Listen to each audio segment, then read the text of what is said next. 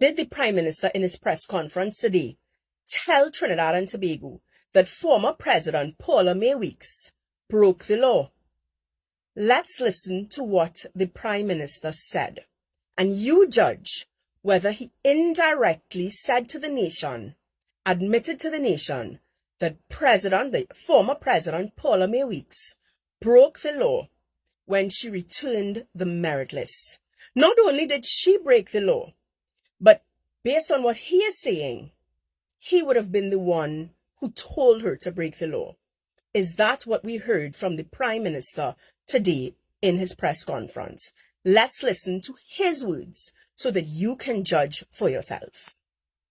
The Constitution says the process of selection ends with the Prime Minister's selection, and the Constitution says once you receive it at the President's office, there's no legal room to say no or to review it or to amend it.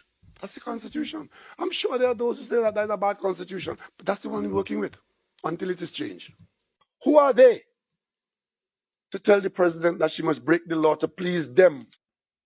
So, of course, the Prime Minister was speaking about the silk appointments, right? Of course, everybody's talking about it, whether the president should have maybe recused herself, what should she have done, not give the award to her husband and her brother. And the Prime Minister said, listen, guys, there is no legal room for the president to do anything with that list. She cannot review it. She can't amend it. She can't refuse it. All she could do is act on it. That's it. That is all she can do. Rubber stamp it.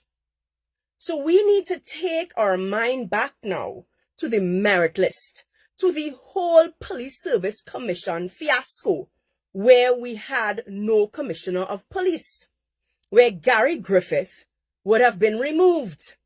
Keith Rowley admitted to being the person who met with then President Paula Mae Weeks, and he said that he'd received some information which concerned him, and that is why he thought he had reason to pull the merit list.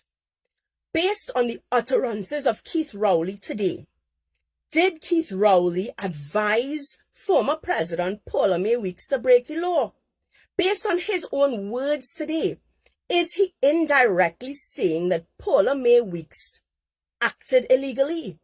He is the one who is saying that when a list reached the President's house, you can't review it, you can't refuse it, you can't amend it.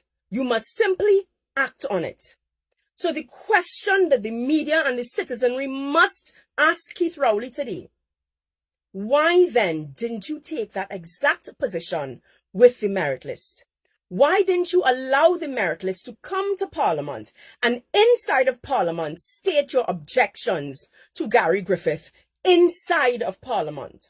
Why did you go to the President and recall the merit list?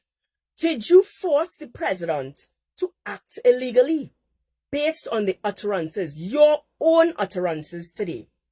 I'm going to end the video with us listening to his words once again.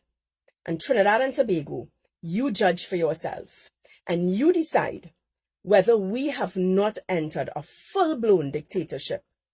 And some people will say, well, you know what? We're lining up on Woodford Square having our brains blown out.